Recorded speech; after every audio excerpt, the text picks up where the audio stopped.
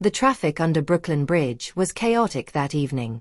Yellow cabs honking at delivery trucks, music blasting from street vendors, teenagers weaving through stopped cars selling bottled water and candy bars. People rushed along the sidewalks the way New Yorkers always rush, like everyone had somewhere urgent to be. But inside the black Mercedes parked near the concrete pillar, everything felt still. Too still. Marcus Chen sat in the back seat, motionless.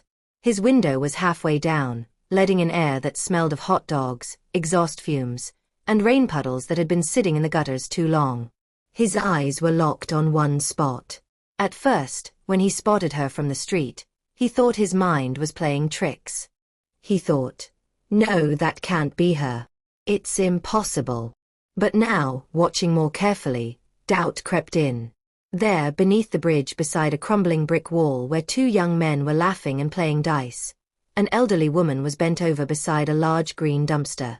Her dress must have been purple once. Now it was gray with dirt and torn at the hem.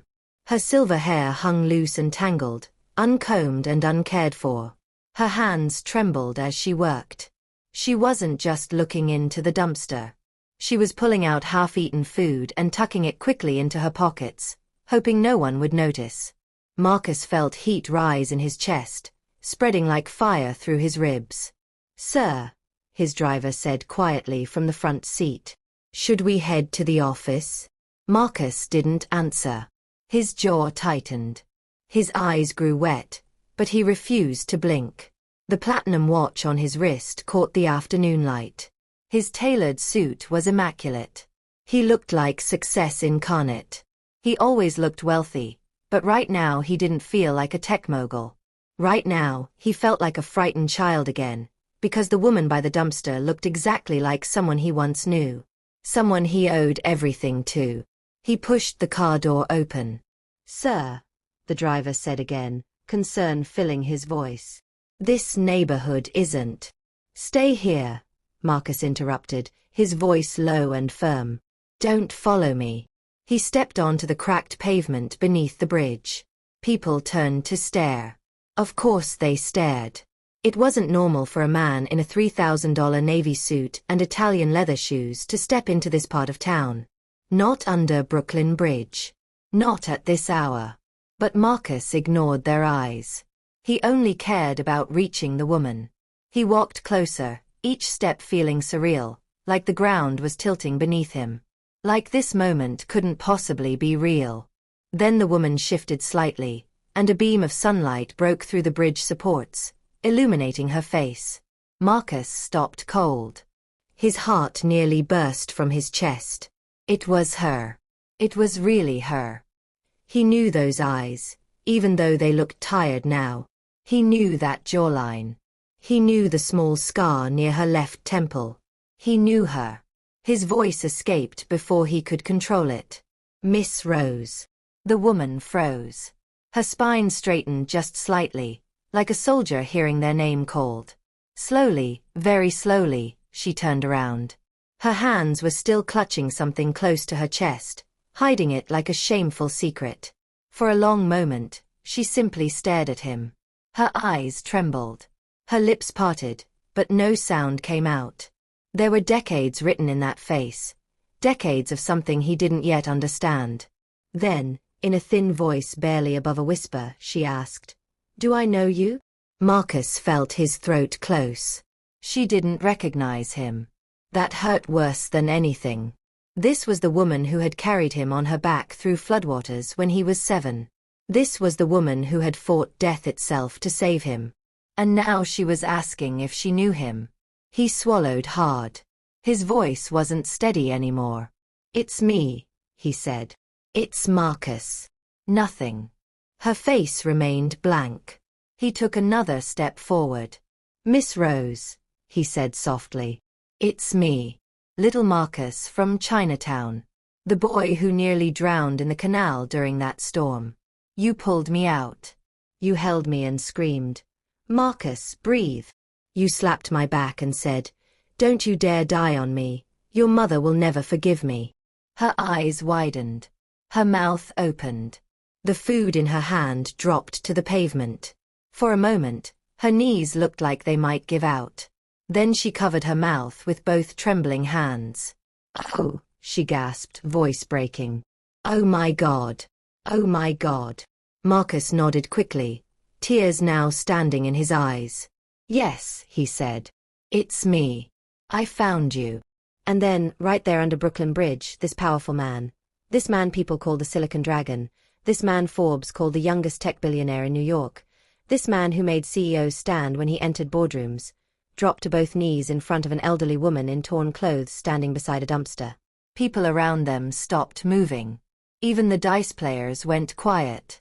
Everyone stared because what kind of wealthy man kneels on dirty concrete for a homeless woman? But Marcus didn't care about the spectators.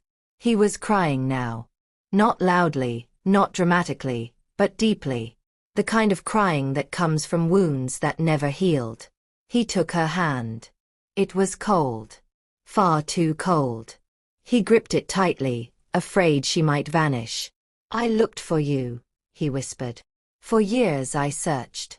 I asked everyone. I hired investigators. I checked shelters. I checked hospitals. I thought you were dead." Her chest rose and fell rapidly. Her eyes filled completely. Her lips shook. "You." She tried to speak, but her voice cracked. She swallowed and tried again. "You grew up." Marcus laughed through his tears. "I didn't have a choice," he said. If you're moved by Marcus's story, please like this video, share it with someone who needs hope today, and subscribe to our channel for more incredible true stories of redemption and love. Drop a comment below telling us what you think happens next. Then something happened. Slowly, as if she didn't trust her own legs, Miss Rose sank down too. She knelt in front of him, both of them now on the dirty ground beneath the bridge, facing each other like family reunited after a war. She touched his face with both hands. Her fingers trembled as they pressed against his cheeks, as if checking whether he was real. "My Marcus," she whispered. "Your Marcus," he echoed. That was when Miss Rose finally broke. She cried. Not gentle tears, not quiet sobs.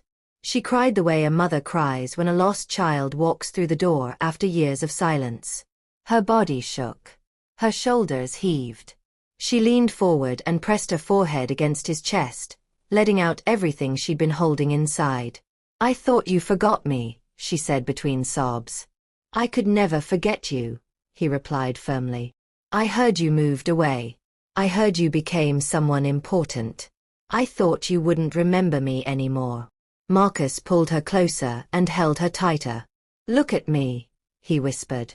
"Look at me carefully." She lifted her face. He wiped her tears with his thumb the way a son wipes his mother's tears.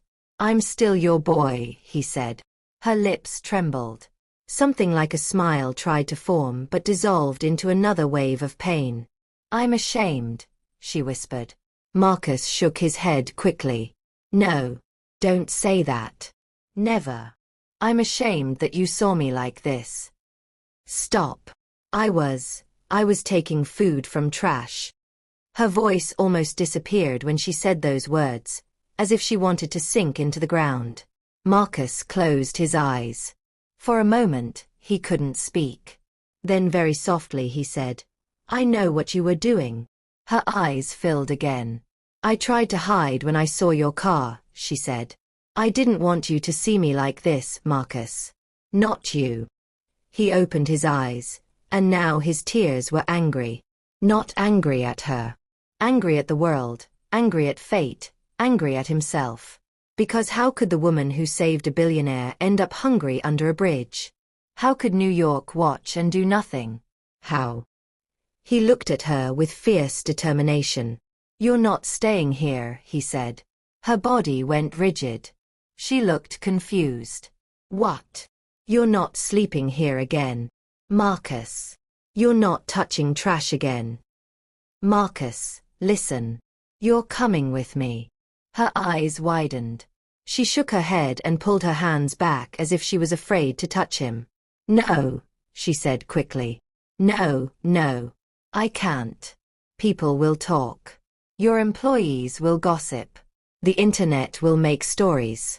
Your business partners will say you brought some crazy homeless woman into. He cut her off, his voice firm now. Into my house. She froze. He held her face again, gentle but certain. I'm taking you home, he said. My home. Tonight. The word home hit her like a physical blow. Her eyes grew wet, then red. Marcus, she whispered. Nobody has called me home in years. He swallowed hard. Then today is the first day of the rest of your life, he said. For a long moment, she just stared at him.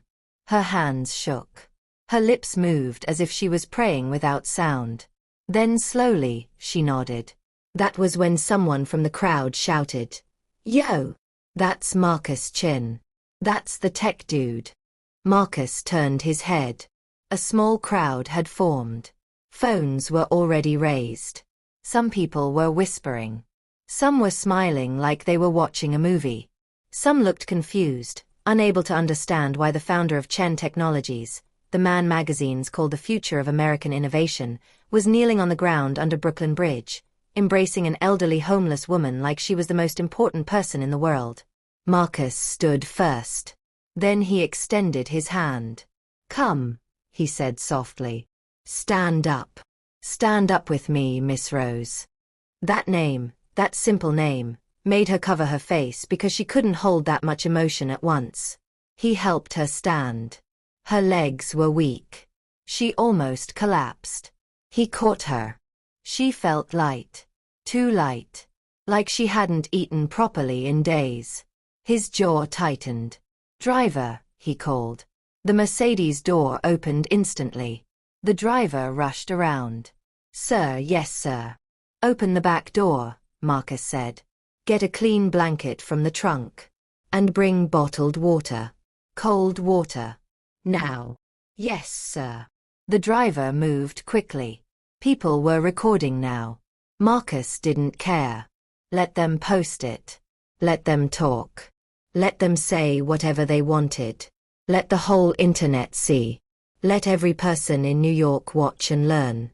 The woman you ignore on the street today might be the same woman who saved your life years ago. He helped Miss Rose toward the car, but as they reached the door, she pulled back slightly and touched his wrist. Her eyes were wet again, but calmer now, softer, almost fearful. "Marcus," she said quietly, "before I get in this car, please tell me something. Tell me the truth."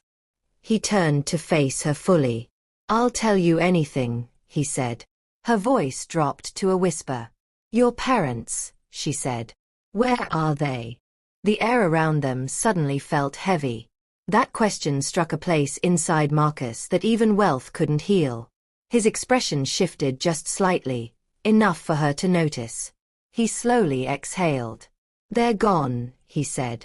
Her eyes filled with horror. "Gone." He nodded once. "Both of them," he said softly. "Car accident. Rainy night. Semi-truck didn't see them." Her hand flew to her chest. "My God. I was 19, he continued. "After they died, I tried to find you. I wanted to tell you first. I wanted to tell you myself because you were there more than anyone. You were the one holding our household together when we had nothing. You were the one who cooked when there was barely any food. You were the one who washed my school uniform at night and said, 'My Marcus is going to be somebody great.'" Her chin trembled. "Marcus, stop," she whispered. "You'll make me cry again." "It's okay," he said. "Cry. Cry today. After today, you won't need to cry again." But she was already crying. Her tears were slow this time. Quiet. Heavy. "I'm sorry," she whispered. "I wasn't there for you when they died." Marcus shook his head. "You're alive," he said. "That's enough for me." For a moment, she just looked at him. This tall, strong, successful man in a perfect suit, standing beneath a filthy bridge like nothing else in the world mattered except her. Then she nodded slowly, as if giving herself permission. "Okay," she whispered. "Okay, my son. Take me home." Marcus smiled, and for the first time that evening, It was a genuine smile. Good, he said softly, because I'm not done with you yet. He opened the car door for her himself. Not the driver. Not an assistant. Not security. Him. But just as she was about to step inside, a harsh voice cut through the air. Miss Rose following you home? You better be careful, mister. That woman is dangerous. That woman is a witch. Ask her what happened to her son. Marcus's head turned slowly. Very slowly. His eyes went cold. The entire bridge went quiet again. Even the street music stopped somewhere. Nobody moved. The person who had shouted, a middle-aged woman with a bright scarf tied around her head and anger in her expression, took a step back but kept talking. She killed her only child, the woman said, pointing at Miss Rose. Everybody knows the story. Her son was healthy. He came to visit her, and he dropped dead that same night. After that, people chased her from the building. I was there. I saw it. Marcus felt Miss Rose go stiff beside him. Her breathing quickened. Her fingers dug into his sleeve. He turned slowly to look at her face. Her eyes were wide. Her mouth hung open. Her whole body shook as if freezing rain was falling on her. And then, in a broken voice that didn't sound like her at all, she whispered, "Marcus, please don't leave me." The word which echoed under the bridge like a curse that refused to die. People had started whispering again, half curious, half entertained. Some held up their phones, hoping for confrontation or scandal. New York crowds loved drama, especially when it involved the wealthy.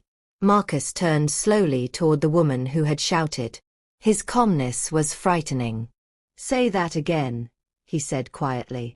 The woman's voice trembled slightly, but pride kept her talking. "Ask her, sir. Ask her what happened to her son, Daniel. I was there. He came to visit her one evening, and by morning he was dead. Nobody saw any sickness. Nobody saw any injury. Just dead. After that, people in our building said she was using him for dark magic. They chased her out." Miss Rose covered her face. Her shoulders shook. "No," she whispered. "No, that's not true." Marcus's hands clenched into fists. He stepped closer to the woman. "And you? What proof did you have?" The woman blinked, surprised by his tone. "Everybody knew." "Everybody knew what?" Marcus snapped, his voice suddenly sharp. "That a grieving mother cried for her dead child? That's what made her a witch." The woman froze. The crowd murmured. Marcus's voice dropped again, cold and steady. "Do you know what's worse than poverty? Ignorance mixed with cruelty. That's what you people did to her." He turned back to Miss Rose and gently put his arm around her shoulders. "You're coming home now," he said firmly. "You're leaving this place today." Tears streamed down her face, but she couldn't speak. She simply nodded. Marcus guided her carefully into the back seat of the Mercedes. When the door closed, the street fell silent again. The driver started the engine, and the car pulled away slowly from the bridge, leaving the whispers behind. Inside the Mercedes, the air smelled faintly of leather and lavender. Miss Rose sat stiffly, her hands folded in her lap. Her torn dress looked completely out of place on the clean cream-colored seat. She kept looking down, afraid to stain anything. Marcus watched her quietly. The same woman who once carried him on her back now looked small and fragile beside him. "You don't have to be scared," he said softly. "I'm not scared," she whispered. "Just ashamed." He smiled sadly. "You have nothing to be ashamed of." She looked out the window. The lights of New York flashed by, bright, fast, alive. She blinked slowly. "It's been years since I sat inside a car," she said quietly. "Sometimes I dream about it. But I never thought." She trailed off. Marcus looked at her. "You don't need to dream anymore. You're home now." Her lips trembled. "Marcus, I didn't kill Daniel." He turned to her immediately. "I know." But she shook her head. You don't understand. They all said I did. I swore to them I didn't, but nobody believed me. Even the pastor said I should confess before lightning struck me down. So I ran. Her voice cracked. He was my only child. Marcus's throat tightened. Tell me what happened. She wiped her eyes with the edge of her sleeve. He worked at the factory in Queens. He was 28. Always smiling. He said he wanted to rent a small apartment for me, away from all the gossip. That night he came home late. We ate together, just rice and chicken. Then he slept on the couch beside me because the rain was too heavy for him to go back. She swallowed hard. When I woke up in the morning, her voice broke. He was cold. Gone. She covered her face again, crying softly. I screamed until people came. But instead of helping, they said I used him for money rituals. They beat me. They burned my belongings. I ran until I had nothing left. That's how I ended up here. Marcus couldn't hold his tears anymore. He reached out and held her hand tightly. Listen to me, he said, his voice shaking. You didn't kill him. You've done nothing but save lives your entire life, including mine. You were the only one who believed in me when everyone said I'd never amount to anything. You told me, my Marcus is going to be somebody great, and you were right. Her eyes lifted slowly to meet his. I was, she whispered. He nodded. You were. Her tears fell again, but now there was a small, faint smile in between them. When they arrived at Marcus's estate in the Hamptons, the security guards rushed to open the gate. The Mercedes glided in smoothly, the tires humming softly on the stone driveway. A grand fountain sparkled in front of the house, reflecting golden lights. Miss Rose gasped. Marcus, this is your house? He smiled. Yes. But tonight, it's our house. He stepped out quickly and opened her door himself. The guards watched in confusion as their boss, one of the richest men in New York, helped an elderly woman out of the car like she was royalty. Good evening, sir, one guard said hesitantly. Should we? Marcus lifted a hand. No questions. Just bring hot water, clean towels, and food. Now. They rushed off immediately. He led her up the marble steps. Her feet trembled on the polished floor. She kept trying to remove her worn shoes before stepping inside. Leave them on, Marcus said, smiling. This is your home now. No need to remove anything. Inside, the house was quiet. Soft jazz played in the background. A crystal chandelier hung from the ceiling like 1,000 tiny stars. Miss Rose turned slowly, looking at the photographs on the walls. Marcus at award ceremonies, shaking hands with senators, posing beside tech industry leaders. Her eyes filled again. You became everything I prayed for, she whispered. He smiled sadly. I wish you were there to see it happen. I was, she said softly, looking at him. Every night under that bridge, I prayed for you. I used to tell God, let my Marcus never suffer like me. I didn't know he would answer this way. He looked down for a moment, trying to hold his emotions together. It's my turn to answer your prayers now, he said. Later that night, after she bathed and changed into clean clothes one of the housekeepers brought, she sat in the guest room. The lights were soft. A tray of food sat before her, untouched. Marcus knocked lightly and entered. You're not eating? She smiled faintly. I wanted to pray first. He nodded and sat beside her. She closed her eyes, held his hand, and began to pray. Her voice was soft but full of strength. Father, thank you for this miracle. For bringing my son back to me, even when the world called me a witch. Bless him for remembering me.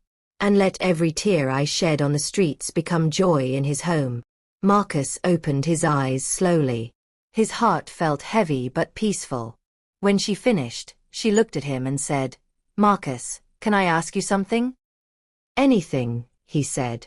She hesitated, then asked quietly, Are you married? Marcus smiled. Not yet. I haven't found someone who feels right. Miss Rose looked thoughtful. When you do, let her have a heart, not just beauty. Beauty fades, but a good heart never dies. Promise me you'll marry a woman with a good heart. He nodded. I promise. She smiled softly. Good. Then my spirit will rest. Her words made him frown slightly. Don't say that. You'll live a long life. But she just smiled again, her eyes distant. Maybe. Maybe not. But at least I've seen my boy again. Marcus didn't understand why those words made the back of his neck feel cold. He stood up, trying to change the subject. Rest now. Tomorrow we'll go shopping. I'll get you new clothes, everything you need. She nodded, her voice faint. Okay, my son. Thank you. He turned off the main light and walked to the door. Just before leaving, he looked back. She was still sitting there, hands folded, eyes closed in prayer again. Something about the moment felt strange. Beautiful, but heavy. He didn't know why, but deep down, it felt like both a beginning and an ending. By morning, the housekeepers said they'd heard her singing softly during the night. A hymn Marcus hadn't heard since childhood. It is well with my soul. But by dawn, the house was too quiet. When Marcus knocked on her door to bring her breakfast, there was no answer. He called again. Still nothing. He opened the door slowly, and what he saw made his heart stop. Miss Rose was sitting in the same spot where she'd prayed the night before. Her hands were folded neatly on her lap. Her face was peaceful. Her lips were curved into a faint smile. But she wasn't breathing. Marcus stood there frozen, the tray shaking in his hands. He dropped it. The plate shattered on the floor. No, he whispered. No, no, no. He ran to her, shook her gently. Wake up. Please, you can't. Please don't do this to me again. Her body was still. Tears flooded his eyes. And then from the doorway, one of the housekeepers whispered in shock. Sir, she's gone. Marcus fell to his knees beside her, clutching her hand. Please, he cried. You can't leave me again. But she already had. Her face was calm, her body peaceful, as if she had waited her entire life just to see him one last time before letting go. Rain fell the day they buried Miss Rose. Not heavy rain. Soft, slow drops that tapped against the umbrellas and slid down Marcus's black suit. It was the kind of rain New Yorkers called tears from heaven. The graveside was quiet. A few of Marcus's closest staff members, his driver, and 2 ministers stood under the gray sky. The casket, simple, white, and elegant, rested beside a freshly dug grave surrounded by white roses. Marcus stood closest. His face was calm, but his eyes were red. He hadn't slept in 2 nights. He watched as the ministers prayed and a small choir sang softly from the corner of the garden. When we all get to heaven, what a day of rejoicing that will be. Every word hit his chest like a memory. Every note sounded like her voice. When the time came to lower the casket, Marcus took a deep breath and stepped forward. He threw a single white rose on top. Goodbye, Miss Rose, he whispered. You finally found your peace. The rain grew heavier. As the casket disappeared into the ground, something inside Marcus cracked open. He knelt, his hand pressed to the wet grass, and for the first time since he was a boy, he cried without holding back. Later that evening, after everyone had left, Marcus sat alone in the mansion's living room. The lights were dim. A cup of untouched tea sat beside him. He looked at an old photograph in his hand, a faded picture from his childhood. In it, Miss Rose stood beside a small boy with a missing front tooth. Him. Holding his school bag and grinning at the camera. He smiled faintly through his tears. I wish you saw how far I came, he said softly to the photo. You would have been so proud. Just then, a gentle knock came from the door. It was his personal assistant, Elena, standing carefully at the entrance. Her voice was gentle. Sir, there's someone here to see you. Marcus wiped his eyes. I'm not in the mood for. It's a woman. Elena said quickly. She says her name is Sophia. Marcus frowned slightly. The name sounded familiar.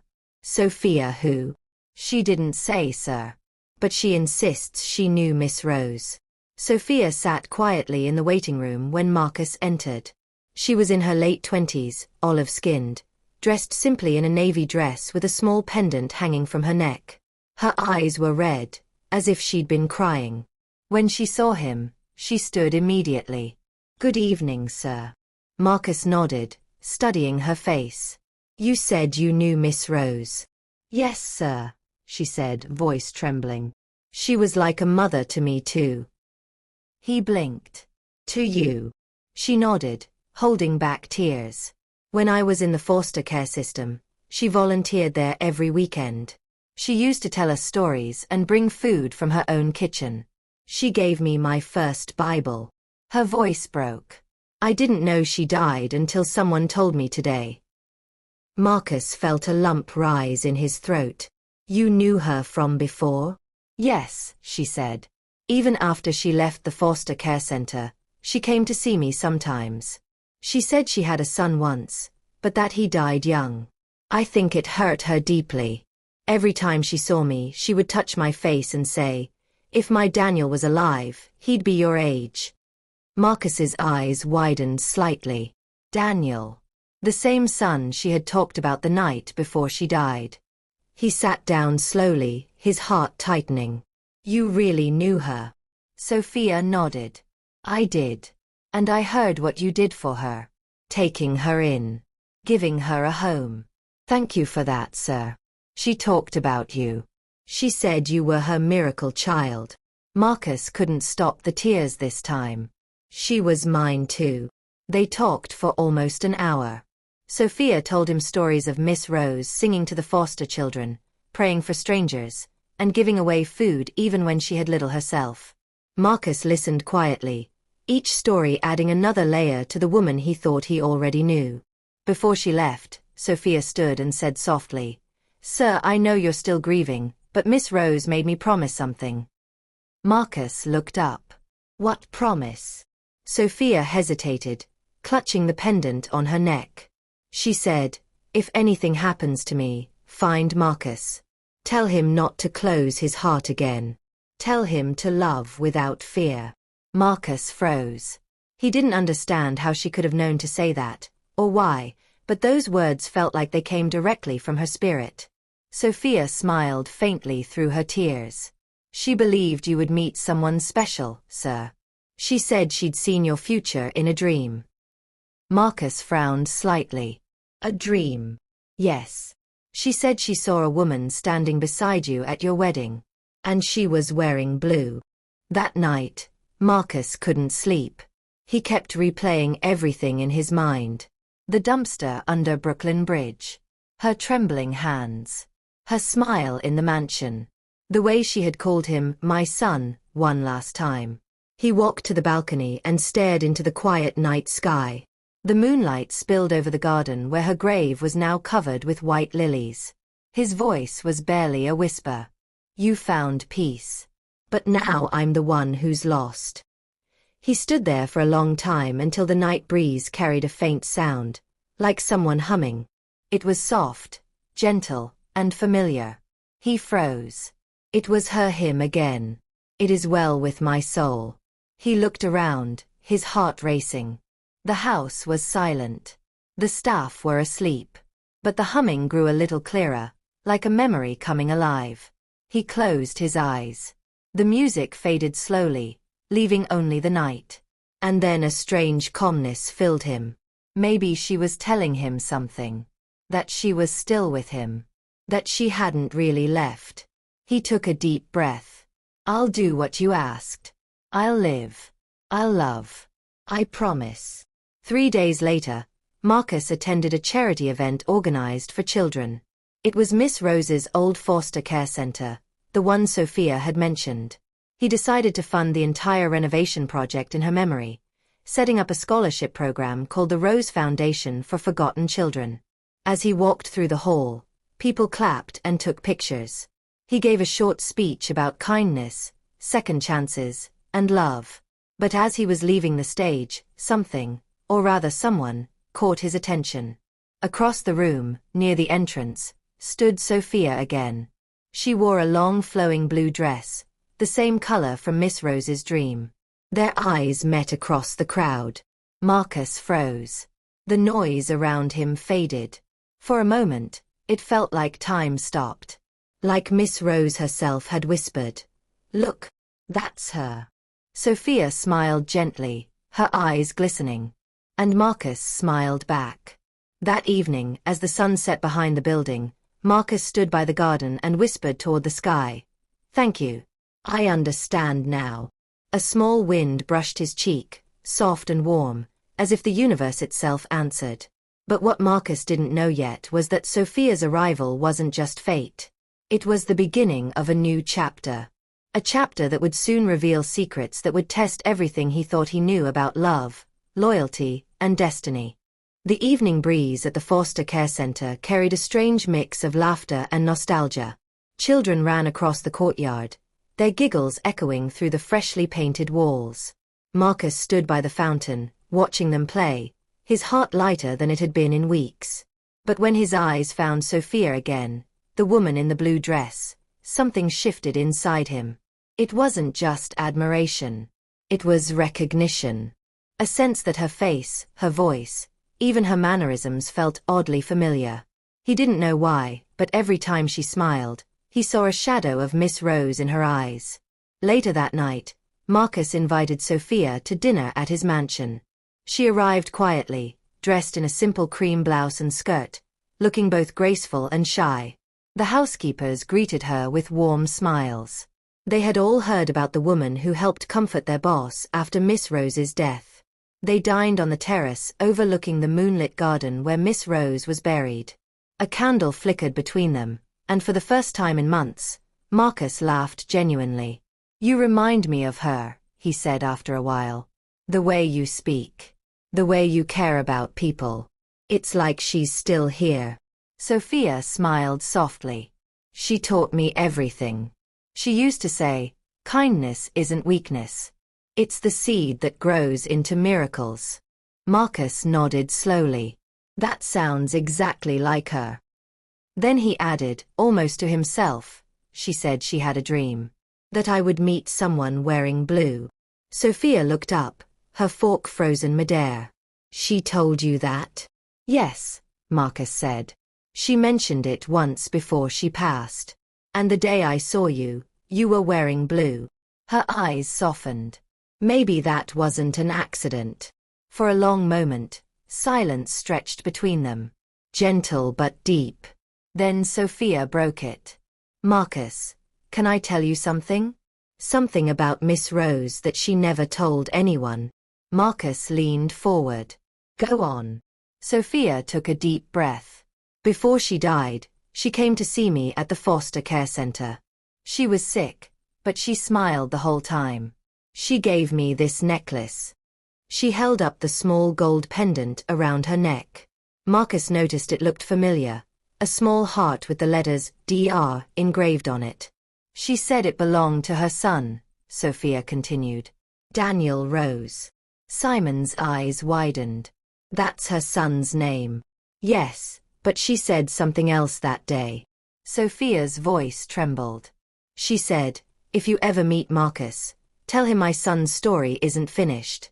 Tell him the truth will find him." Marcus frowned. "The truth?" Olivia nodded. "I didn't understand then, but yesterday, after I visited her grave, I met someone at her old building. An elderly man who remembered Miss Rose and Daniel. He said Daniel didn't die naturally." Marcus froze. "What do you mean?" The candlelight flickered across Sophia's face. "The man said Daniel was coming home that night because someone told him Miss Rose was in danger. There was a break-in. A thief. Daniel tried to protect her, and he was stabbed." Marcus's hands went cold. "My God." "She fainted," Sophia said quietly. "When she woke up, Daniel was gone. But before anyone could help her, neighbors saw the blood, saw her crying, and accused her of witchcraft. The real attacker escaped." Simon's heart pounded. So she was innocent all along. Sophia nodded, tears in her eyes. Yes. She carried that pain for years. She told me she forgave them, but it still haunted her. She never stopped blaming herself for not protecting him. Marcus leaned back, his face pale. I can't believe it. After all she suffered. All those lies. He looked toward the garden, his voice breaking. She died thinking the world hated her. Sophia reached out gently, touching his hand. Not everyone. You loved her. And she knew it. Marcus looked at her. Really looked at her this time. And you? Why do you care so much? Sophia hesitated, her lips parting slightly as if words were fighting to come out. Because Miss Rose saved me too. How? She found me when I was abandoned at a bus station as a child. She took me to the foster care center herself. She used to say, "You remind me of my Daniel." Same eyes. Same smile. Her voice trembled. I was too young to remember much, but she said I was about 2 years old when she found me. Marcus blinked. Wait. That was around the same time Daniel died. Sophia nodded slowly. I know. That's why I think maybe there's more to the story. Maybe Daniel didn't die immediately. Maybe he left something behind. Marcus's eyes widened. You think you're... I don't know, she whispered. But she always said I was her miracle after the storm. She never told anyone where she found me. Only that I was special to her. Marcus felt his breath catch. Sophia, if that's true. Just then, thunder rumbled in the distance. The wind picked up, making the candles flicker violently. Sophia stood up, startled, clutching her pendant. I'm sorry. I didn't mean to upset you. Marcus stood too. No, you didn't. This is too much. She gave a weak smile. Maybe it's fate. Maybe that's why Miss Rose brought us together. He nodded, unable to speak. His mind was spinning.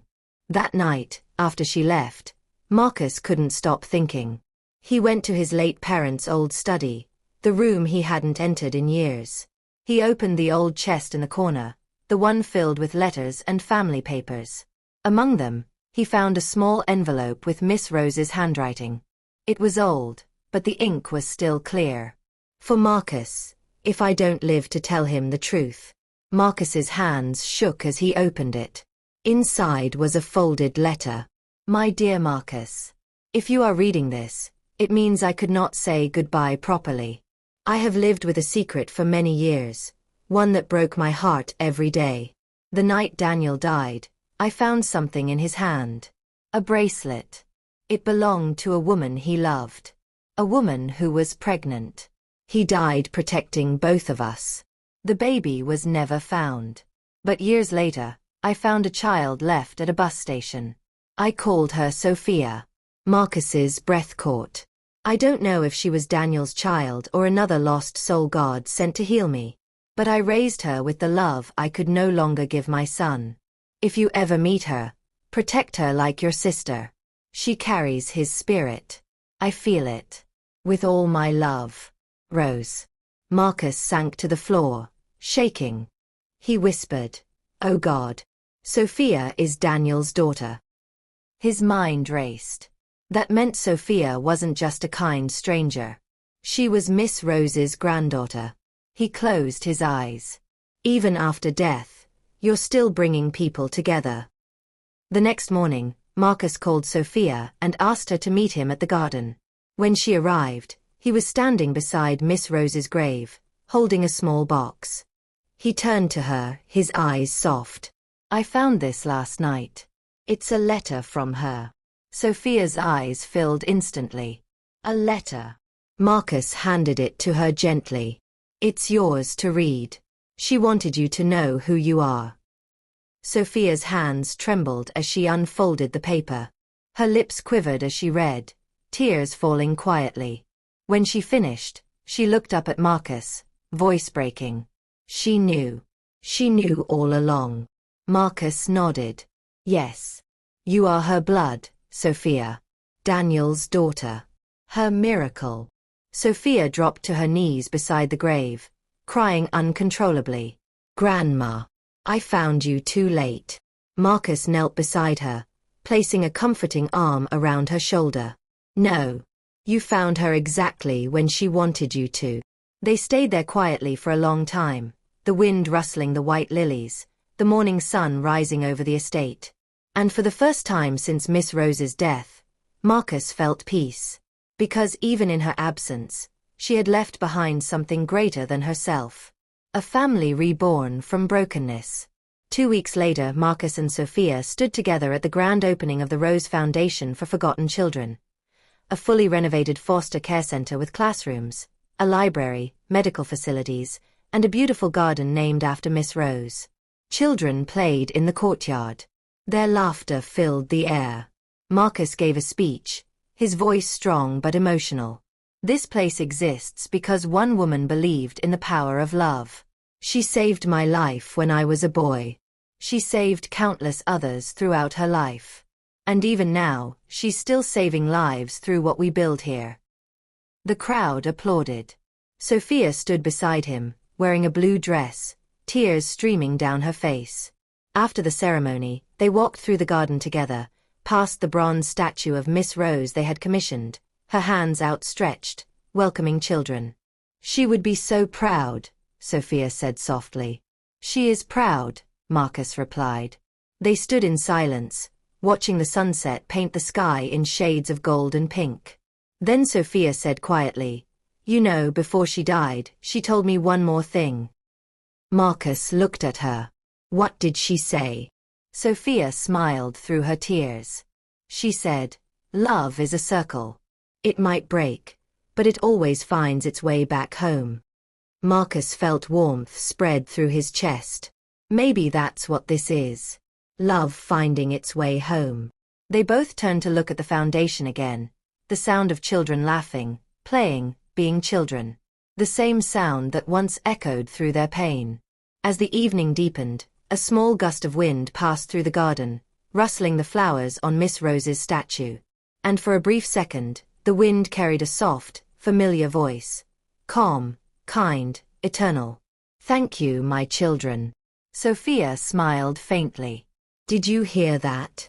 Marcus nodded, his eyes glistening. Every word.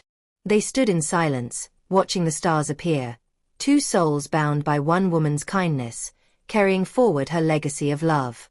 And though Miss Rose was gone, her spirit lived on in the laughter of the children, in the peace of her garden, and in the hearts she mended even after death. 6 months later, Marcus and Sophia stood together at the Foundation's holiday celebration. The children performed a play about kindness and second chances. After the performance, Marcus took Sophia's hand. "She was right, you know." "About what?" "About the dream. About the woman in blue." Sophia blushed slightly. "Marcus, I'm not saying this because of some dream," he said gently. "I'm saying it because you've shown me what she always tried to teach me. That love isn't about what you have. It's about what you give." Sophia's eyes filled with tears. She would be so happy right now. "Then let's make her happier," Marcus said, smiling. "Will you help me run this foundation?" "Not as a volunteer. As family. As my partner." Sophia nodded, unable to speak. They embraced, and somewhere in the distance, a gentle breeze carried the faint sound of humming. "It is well with my soul." And it was. The end. Thank you for joining us on this incredible journey of love, redemption, and family.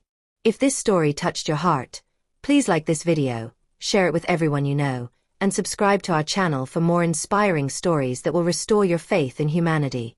Comment below and tell us, what was your favorite moment in this story?